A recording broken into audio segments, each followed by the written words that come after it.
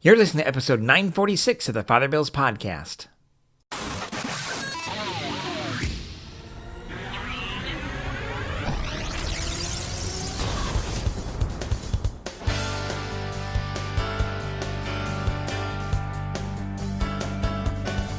Welcome back. Well, this week's episode is being offered by Deacon Brett Edmonson, our permanent deacon, and as he begins his homily, he references to you about whether you can hear him or not. And that's because we just put in 2 more speakers that are facing front towards the front part of the church. Now, our church is in the semi-round, so that might have been a dead spot that we were discerning if there was an issue there. We thought there was, so we had some more speakers put in, and that's what he's asking about to begin. And that homily is called Radical Honesty with God, given on the 29th Sunday in Ordinary Time, 2024.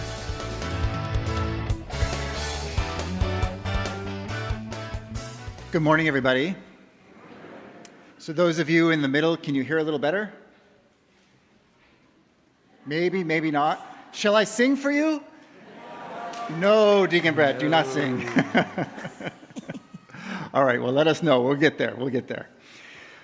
Guys, let's take a look at the gospel this morning. So in our gospel, James and John come up to Jesus and say, Lord, give us what we want. And Jesus says, what do you want? And they say, we want to be first. Right? Easy enough. We want to be first. Well, the rest of the disciples react as you would expect them to react, right? They become indignant and they say basically, what jerks? Who do they think they are? The arrogance. Understandably. And yet, still, I wonder if there's not something for us to learn from James and John's request. Remember, by this time, they're not neophytes, right? They've been following Jesus for a long time already. They're part of his inner circle, even part of the big 3, we could say, right? Peter, James, and John. So presumably, they know something about how faith works by this point and how Jesus works. So maybe there's more to their words than simple arrogance. Notice how honest and transparent they are. They don't try and hide their desire from Jesus.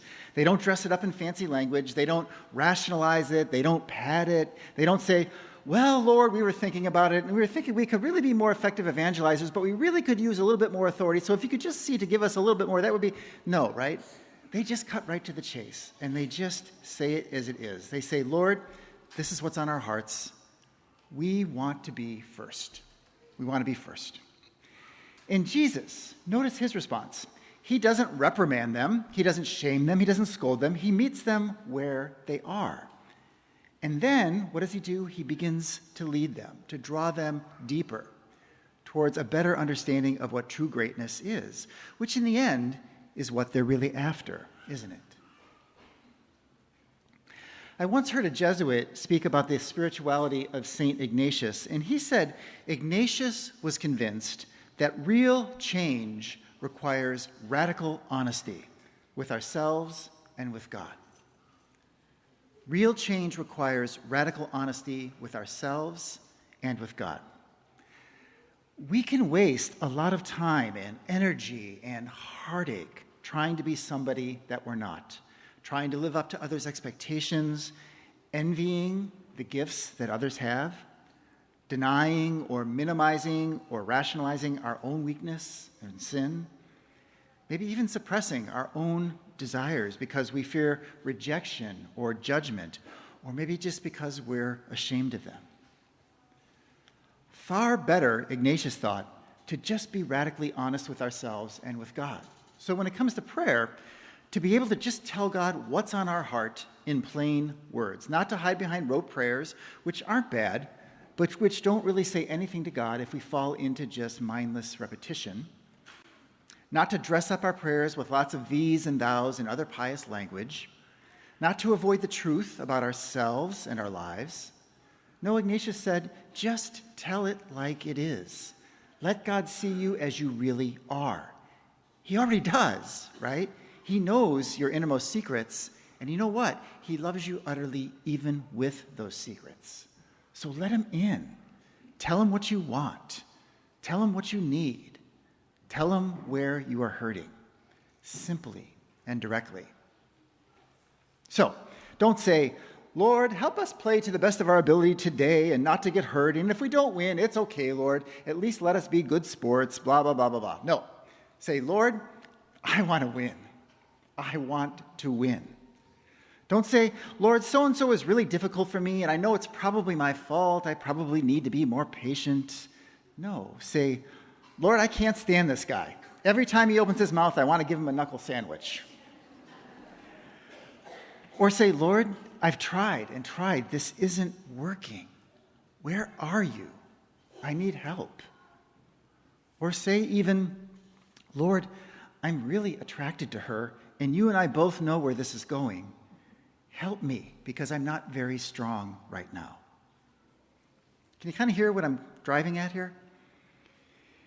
It's not that we're asking God to bless our pride or our resentment or our ambition or our lust or anything else. What we're doing, friends, is recognizing that we can't save ourselves.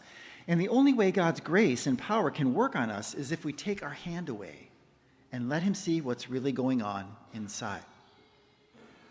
Real change requires radical honesty. Let me offer you just another little example here.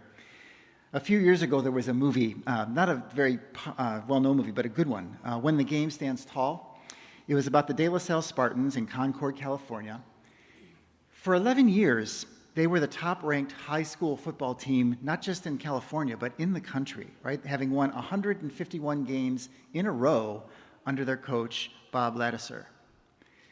Now think about what that would mean to be part of a program like that, right? A team that hadn't lost in 11 years, the pride that would come with that, but also the pressure, right? The pressure not to lose, the pressure not to break the streak, as it was called.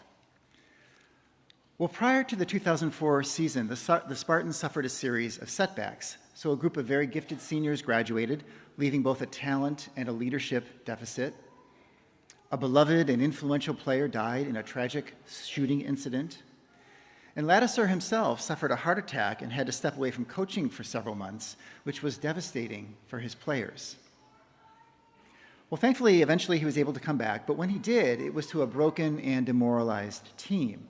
Selfishness had taken the place of sacrifice, entitlement over effort, and the team ended up losing the first 2 games of the new season, which shocked everybody. And players began to turn on one another. Well, in the locker room, after one of those losses, one of the assistant coaches reminded the team that it was just football and that what really mattered was how they lived their lives, which was true, but not really what was needed. So Ladouceur got up next, and he spoke, and his response was very different. He didn't try and build his players up. He didn't try and put things in a bigger perspective. Instead, he just spoke from the heart. He said, "The effort you put in during the off-season is commendable, but it has not translated onto the field. I get the feeling from you as a team that you just want to hop up on that throne and have us place the championship ring on your finger. Do you deserve to be here at De La Salle? Yes. But right now, you need to decide who you want to be. We are inconsistent. We are mistake-prone, ragged, and we are not very physical. That's where we are. As much as you don't want to hear it, that's my assessment." I won't spoil the rest of the movie for you, but Ladouceur's honesty was a key part of the team's turnaround that season. So go watch the movie if you're interested. It's on Amazon. Friends, we could all do with a bit more of that kind of honesty, radical honesty, in our public life, in our private lives, and in our prayer lives as well. Don't be afraid of the truth when you pray. Don't ignore what's going on inside. Embrace who you are. Embrace where you are. Tell it to God like it is, and then let God go to work.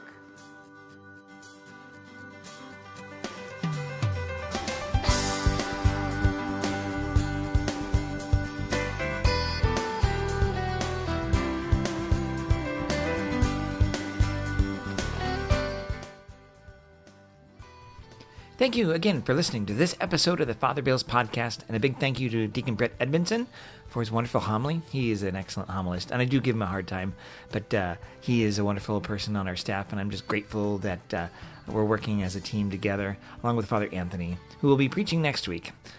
In the meantime, if you have any comments or questions, just go to my website, fatherbill.org. That's FRBILL.org. And there you can email me directly there from the website. You can see what's going on my social media, my Friday videos. I'm speaking this coming Friday, or this last Friday, I should say, about how Walker Road, the road that's right in front of our church, is being moved seriously towards our campus, which may mean our offices will be unusable, basically. We'll see. But I will be putting together I call a dreaming committee, or a dream team, if you like, just to kind of ponder on what the things are that God's calling us to do regarding facilities, given the situation that we are going to be finding ourselves in beginning in June, where that process of construction for the road widening occurs. And that's going to go on for 2.5 years. So that's a long road, literally and figuratively, but we'll figure it out. In the meantime, may God bless you and have a great week. Bye-bye.